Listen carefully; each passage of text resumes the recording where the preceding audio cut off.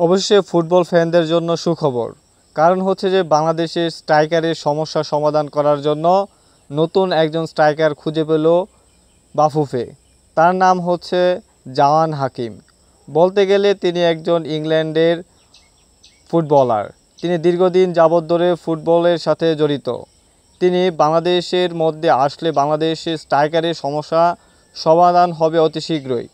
কারণ হচ্ছে আপনি যদি গত ম্যাচের দিকে তাকান তাহলে দেখতে পারবেন যে বাংলাদেশের সাবির সোম অনেকগুলো সুযোগ সৃষ্টি করে দিলেও কিন্তু শেষ পর্যায়ে এসে স্ট্রাইকারের অভাবে গোল করতে পারে নাই।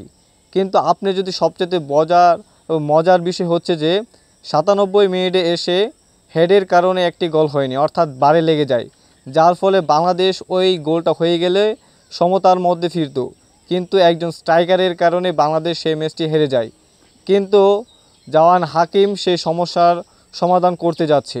রোনালদো কিভাবে গোল করে যা দেখার মতোই। কারণ হচ্ছে জাওয়ান হাকিমেরও উচ্চতা হচ্ছে ৬ ফুট ২ ইঞ্চি। এছাড়া তিনি ইংল্যান্ডের ষষ্ঠ বিভাগে খেলছেন।